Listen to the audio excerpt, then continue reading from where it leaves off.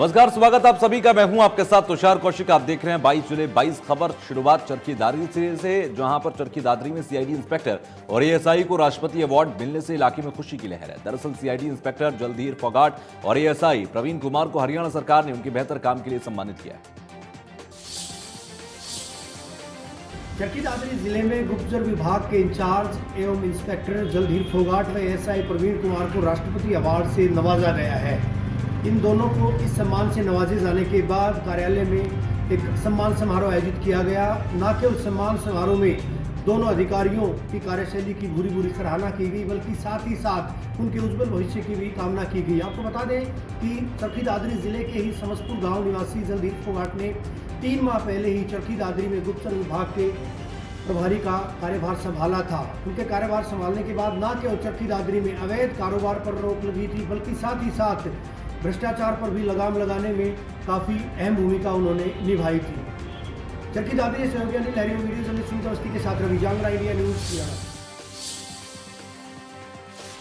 चलिए बढ़ते हैं आगे। फरीदाबाद की बात करते हैं, जहां पर ग्रीवेंस कमेटी की बैठक का आयोजन किया गया, जिसकी अध्यक्षता डिप्टी सीएम दुष्यंत चौटाला ने की। उप मुख्यमंत्री दुष्यंत चौटाला ने आज फरीदाबाद के सेक्टर 12 स्थित हुड्डा कन्वेंशन हॉल में कष्ट निवारण समिति की बैठक ली, जिसमें उन्होंने 15 परिवारों पर सुनवाई की। उनमें से 7 का मौके पर ही निपटारा कर दिया, जबकि 8 को आगे के लिए पेंडिंग में रखा गया है। इसके अलावा बात करें तो उन्होंने सीधे तौर पर कांग्रेस पर भी कटाक्ष किया है। कांग्रेस पर कटाक्ष करते हुए उन्होंने कहा कि जिस तरीके से कांग्रेस ने किसी भी राज्य में अपनी कमेटी बदली है तो वहाँ बंटाधार हुआ है, और अब बारी हरियाणा की है। यहाँ पर जिस तरीके से 5-5 अध्यक्ष बनाए गए हैं, उसको लेकर भी उन्होंने तंज कसा कि हरियाणा में भी अब कांग्रेस का बंटाधार होने वाला है। इसके अलावा उन्होंने एक बड़ी राहत यहाँ 700 परिवारों को दी है। जो बिल्डर था बीपीटीपी, वो लोगों से 21 रुपये पर यूनिट के हिसाब से बिजली का बिल वसूल रहा था, लेकिन जो सरकारी रेट है, सरकारी रेट पर जो बिजली आती है 6 रुपये प्रति यूनिट के हिसाब से, तो उन्होंने आदेश दिए कि जब तक वो अपने नियमों को पूरा नहीं करते तब तक वो 6 रुपये के हिसाब से ही उनसे बिजली का बिल वसूलेंगे। इसके अलावा एक प्रिंसिपल को भ्रष्टाचार के आरोप में सस्पेंड भी उन्होंने सुनवाई के दौरान किया है। लगातार जो है जो उप मुख्यमंत्री दुष्यंत चौटाला सीधे तौर पर कहें तो जो अधिकारी भ्रष्ट हैं उनके खिलाफ कार्रवाई करने पर लगे हुए हैं, और लगातार जो है प्रदेश को सुदृढ़ बनाने का कार्य कर रहे हैं। फरीदाबाद से इंडिया न्यूज़ के लिए राजेंद्र दहिया। वहीं सोनीपत के प्राथमिक विद्यालयों में टीचरों के अभाव के कारण स्कूल बंद होने के कगार पर पहुंच चुके हैं। विद्यालय में एक ही टीचर पहली से 5वीं क्लास तक के बच्चों को पढ़ा रही है।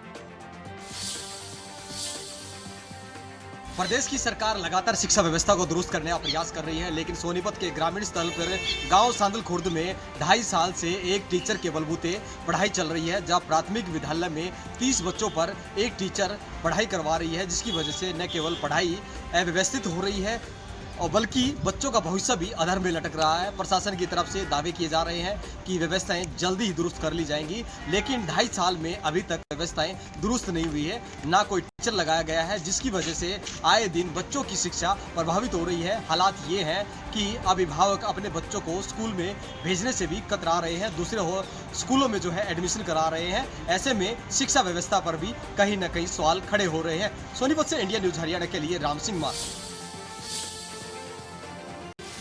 वहीं झज्जर के खड्डुन गांव के अंदर पूर्व दलित सरपंच के पिता की हत्या की गुत्थी अब सुलझ गई।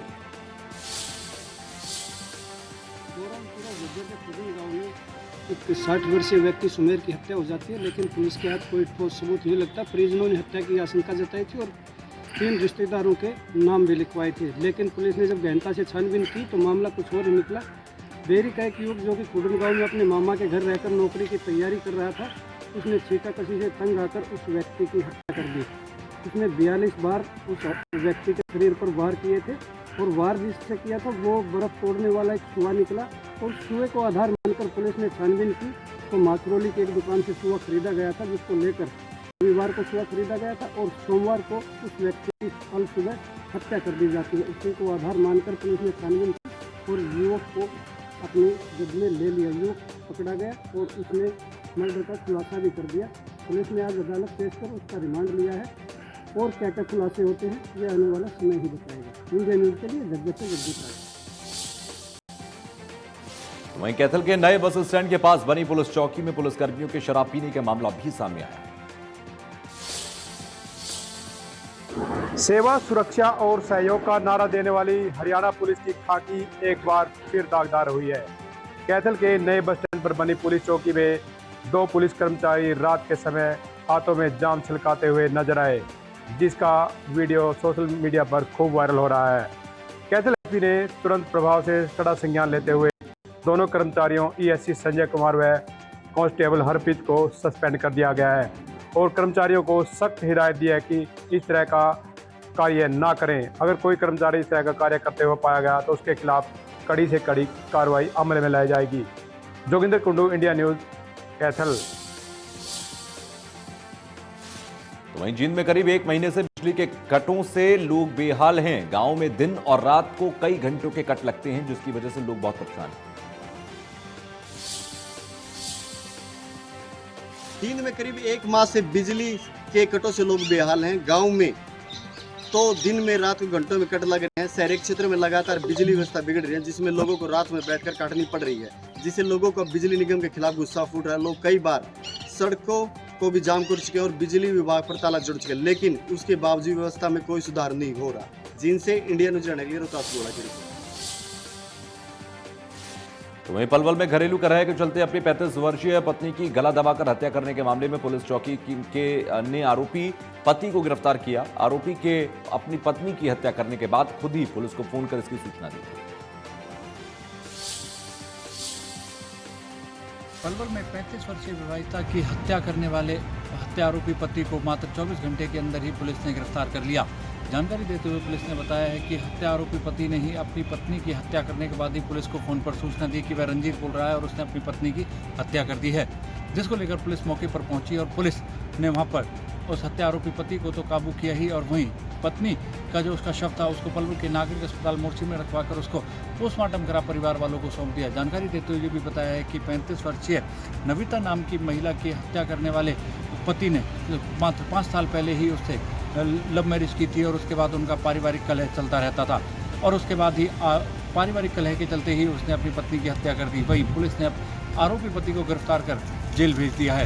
कैमरा करतार के साथ नितिन शर्मा, इंडिया न्यूज़, पलवल। तो वहीं भिवानी में हरियाणा विद्यालय शिक्षा बोर्ड की 10वीं और 12वीं की परीक्षाएं समाप्त होने के बाद मूल्यांकन कार्य तेज कर दिया गया है। इन परीक्षाओं का परिणाम 10 से 15 जून तक घोषित कर दिया जाएगा। 30 मार्च से शुरू होकर 28 अप्रैल तक चली हरियाणा विद्यालय शिक्षा बोर्ड की 10वीं व 12वीं की परीक्षाओं के अवसान के साथ ही मूल्यांकन कार्य भी शुरू कर दिया गया है।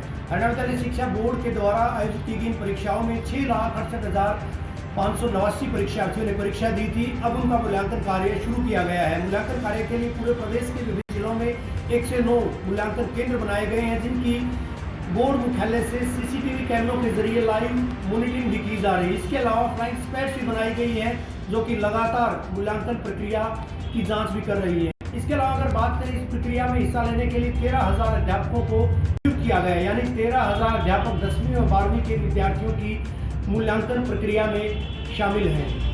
उनकी उत्तर पुस्तिकाओं की जांच कर रहे हैं। बहरहाल हरियाणा शिक्षा बोर्ड का टारगेट है कि जल्द से जल्द इस परीक्षा परिणाम को तैयार किया जाए। 18 कार्य दिवसों में इस मूल्यांकन प्रक्रिया को संपन्न करवाया जाएगा। उसके बाद बोर्ड का टारगेट है, बोर्ड का लक्ष्य है कि इन परीक्षाओं का परिणाम, यानी हम जिक्र करें 10वीं और 12वीं की परीक्षाओं का, जिनका परीक्षा परिणाम हरियाणा विद्यालय शिक्षा बोर्ड के द्वारा पहले पखवाड़े यानी जून के पहले पखवाड़े में 10 से 15 जून तक घोषित किए जाने की बात कही गई है। वीडियो जर्नलिस्ट सुमित अवस्थी के साथ रवि जांगड़ा, इंडिया न्यूज़। तो वहीं करनाल समेत पूरे हरियाणा में बिजली की किल्लत लगातार बढ़ती जा रही है। दिन हो या रात लगातार बिजली के लंबे कट लगते हैं, जिससे लोग परेशान हैं। मौसम में प्रदेश में बिजली संकट लगातार गहराता जा रहा है। अघोषित कटों के चलते जहां लोग परेशान हैं, वहीं जो अब नया आदेश आया है उसके अनुसार उद्योगों को रात 8 बजे से लेकर सुबह 4 बजे तक बिजली नहीं मिलेगी। ऐसे में इसका सीधा असर उद्योग पर पड़ेगा। उद्योग जगत से जुड़े लोगों का कहना है कि दिन भर में अघोषित कट लगते हैं, जिसका सीधा असर उत्पादन पर हो रहा है। लोगों की मांग है कि उन्हें निर्विवाद बिजली सप्लाई दी जाए ताकि उनके उद्योग पर इसका असर ना हो। लेकिन जिस तरह से कट लगाए जा रहे हैं उससे ऐसी उम्मीद अभी नहीं दिखाई दे रही। करनाल से महेंद्र सिंह, इंडिया न्यूज हरियाणा। तो वहीं फतेहाबाद में बस समस्या से जूझ रहे छात्र छात्राओं का गुस्सा फूटा। गांव नाढोड़ी के ग्रामीणों सहित छात्र छात्राओं ने भूना मार्ग पर लगाया जाम। फतेहाबाद के गांव नाढोड़ी में आज छात्र छात्राओं ने रोड जाम कर दिया। नाढोड़ी भूना मार्ग पर छात्र छात्राएं सड़क पर बैठ गए और रोडवेज विभाग के खिलाफ जमकर नारेबाजी की। इन विद्यार्थियों का कहना था कि बसों की कमी के चलते उन्हें पढ़ाई में दिक्कत आ रही है। 200 से अधिक छात्र छात्राओं को भूना और फतेहाबाद में पढ़ाई करने के लिए रोजाना गांव नाढोड़ी से जाना पड़ता है, लेकिन बसों की कमी के कारण विद्यार्थी स्कूलों और कॉलेजों में नहीं पहुंच पा रहे। छात्र छात्राओं का कहना था कि कोरोना काल में 27 बसों के फेरे उनके गांव में भूना और फतेहाबाद की ओर आते और जाते थे, लेकिन अब वह फेरे घटकर 2 से 3 ही रह गए हैं, जिसके चलते उन्हें दिक्कत का सामना करना पड़ रहा है।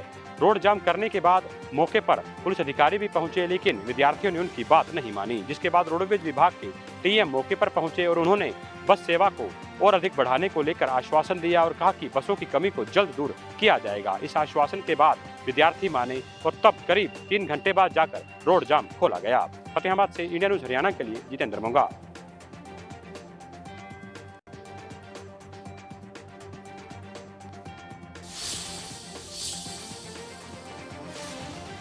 तो वहीं चारे की कीमतें बढ़ने से हिसार की देवी भवन कमेटी गौशाला के संचालक भी परेशान हैं। गौशाला संचालकों का कहना है कि उत्पादन कम होने के चलते चारे के दाम 3 गुना तक बढ़ गए हैं।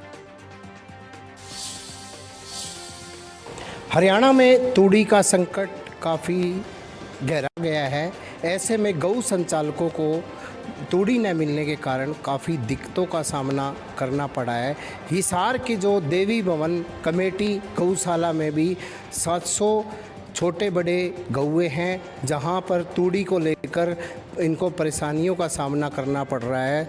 तो ऐसे में अब ये बाहर से पंजाब से तूड़ी जुटाने में लगे हुए हैं। तो इनकी मांग भी यही है कि सरकार द्वारा भी जो तूड़ी की अलग से मदद की जानी चाहिए। वहीं हरियाणा के साथ पंचकुला में भी अब कोविड-19 के मामले बढ़ रहे हैं, जिसके चलते प्रशासनिक अधिकारियों की मीटिंग्स का दौर चालू हो गया है। हरियाणा सरकार की ओर से मास्क को लेकर जैसे ही पाबंदियों को हटाया गया, सख्ती को कम किया गया, वैसे ही लोगों ने नाजायज़ फ़ायदा उठाना शुरू कर दिया है। ऐसे में भीड़ भाड़ वाली जगहों पर अब लोग अपनी मर्जी से निकल रहे हैं, पूरी भीड़ जमा हो रही है। ऐसे में एक बार फिर कोरोना के मरीजों की संख्या बढ़ती जा रही है। अगर हम पंचकुला की बात करें तो पंचकुला के अंदर आधा दर्जन कोविड पॉजिटिव मामले सामने आए हैं। वहीं करीब 200 से ज़्यादा लोगों की सैंपलिंग की गई है। इस बारे में स्वास्थ्य विभाग के अधिकारियों की एक मीटिंग हुई है, जिसके अंदर चर्चा हुई है कि पंचकुला के अंदर पिछले कुछ समय में लोगों की भीड़ अलग अलग जगहों पर जमा होने लगी है। ऐसे में जो बाहरी लोग हैं वो भी स्थानीय लोगों के संपर्क में आ रहे हैं। लिहाजा पंचकुला के अंदर दोबारा से कोरोना पीक पर पहुंच सकता है। ऐसे में जब सरकार की ओर से सख्ती को बढ़ाया जाए, प्रशासन की ओर से पाबंदियों को लगाया जाए, तो कोविड के मामले दोबारा से कम होंगे। लेकिन जिस तरह के अभी हालात चल रहे हैं, इस तरह के हालातों में कोविड के मामले बढ़ना लाजमी है। कैमरामैन कपिल नागपाल के साथ अमित शर्मा, इंडिया न्यूज़ हरियाणा। शहर के सर्कुलर रोड स्थित सिविल अस्पताल के स्पेशल न्यूबॉर्न केयर यूनिट में गुरुवार रात 10:30 बजे अचानक से आग लगी। रेवाड़ी नागरिक अस्पताल के नवजात बच्चों के वार्ड में जिस तरह से आग लगी, बेहद ही गंभीर मामला है। अब नागरिक अस्पताल प्रशासन जांच की बात कह रहा है, लेकिन सवाल यह है कि आखिर किस तरह से कंप्रेसर फटा, क्योंकि जिस तरह से कंप्रेसर फटा है 7 बच्चों की जान जा सकती थी, क्योंकि जिस दौरान हादसा हुआ उस दौरान एसएनसीयू में 7 बच्चे भर्ती थे। लेकिन यहाँ पर मौजूद स्टाफ कर्मियों ने अपनी मुस्तैदी दिखाते हुए बच्चों को बचाया। वह नागरिक अस्पताल से बच्चों को प्राइवेट अस्पताल में शिफ्ट किया गया। लेकिन आखिर किस तरह से हादसा हुआ, यह भी जवाब देना होगा, क्योंकि आग पूरे अस्पताल में फैल सकती थी। उसके अलावा एसएनसीयू के पास लगते ही गायनी अर्थात जो प्रसूता होती है उनका भी वार्ड था। यदि आग वहां तक फैलती तो मामला और ज्यादा गंभीर हो सकता था। ऐसे में जरूरी है कि जांच होनी चाहिए, जो भी जिम्मेदार है उसके खिलाफ कार्रवाई हो। लेकिन जब हमने इस संबंध में civil surgeon doctor Krishna Kumar से बात की तो उन्होंने स्पष्ट कहा कि मामले की पूरी जांच की जा रही है, आखिर हादसा किस तरह से हुआ। जांच के बाद जो भी कोई खामियां मिलेगी उसको दूर किया जाएगा ताकि आने वाले समय में इस तरह का कोई हादसा न हो। रेवाड़ी से अमित विश्वकर्मा, इंडिया न्यूज हरियाणा। तो वहीं यमुनानगर में सरकार द्वारा मृत घोषित किए गए 9 लोगों में से 4 लोगों को फिर से जिंदा घोषित कर दिया गया, जबकि अन्य 5 मृत घोषित को भी जिंदा करने की प्रक्रिया शुरू हो गई है। यमुनानगर में इंडिया न्यूज हरियाणा की खबर का असर हुआ है। 9 जीवित लोगों को डेड दिखा दिया गया था। मामला कोरोना काल से जुड़ा है। कोरोना काल में जिन लोगों की मृत्यु हो गई थी तो सरकार ने उनको 50,000 रुपये मुआवजा देने की जो है स्कीम चलाई थी। जो लोग मुआवजा लेने के लिए आए उन्होंने अपने भी आधार कार्ड जमा कराए और जो मृत थे उनके भी कराए। जो नॉमिनी थे, गलती से जो 9 नॉमिनी थे उनका नाम जो था डेड लिस्ट में डाल दिया गया। हालांकि जो जीवित थे उनको इसका तब पता लगे, किसी की तो पेंशन रुकी, किसी की सरकारी योजनाएं थी तो उनके जो रुकी तो उन्होंने पता किया कि आपका नाम तो डेड लिस्ट में डाल दिया गया है, आपको जो सरकार ने मृत घोषित कर दिया गया है। तो ये लोग नगर निगम, स्वास्थ्य विभाग और सरकारी दफ्तरों के चक्कर काटने लगे, कोई इनका सुनने वाला नहीं था। इन लोगों ने मीडिया से गुहार लगाई। जब इंडिया न्यूज हरियाणा तक ये बात पहुंची तो उन्होंने टीवी पर ये खबर चलाई। टीवी पर खबर देखते रंजीत कौर ने समय संज्ञान लिया और उन्होंने मामले की जांच की। जानकारी देते हुए अतिरिक्त उपायुक्त रंजीत कौर ने बताया कि जैसे उन्हें टीवी के माध्यम से पता चला तो उन्होंने इसका संज्ञान लिया, अधिकारियों को बढ़ाया और ये कोशिश करी पता किया कि कहाँ गलती हुई है। अब उन्होंने 4 लोगों को जीवित जो है डेड घोषित थे उनको जीवित घोषित कर दिया है। जो बाकी 5 लोग हैं उनको भी बढ़ाया गया। उनको बोला कि आप CHC में जाके ऑनलाइन अप्लाई कीजिए और जो पोर्टल है परिवार पहचान पत्र का वो भी खोल दिया है। जैसे ये लोग अप्लाई करेंगे तो इनको भी जीवित दिखा दिया जाएगा। यमुनानगर से देवीदास शारदा, इंडिया न्यूज हरियाणा। तो 22 जिले 22 खबरें आज के लिए बस इतना ही। आगे भी खबरों का सिलसिला जारी रहेगा। देखते रहिए इंडिया न्यूज हरियाणा।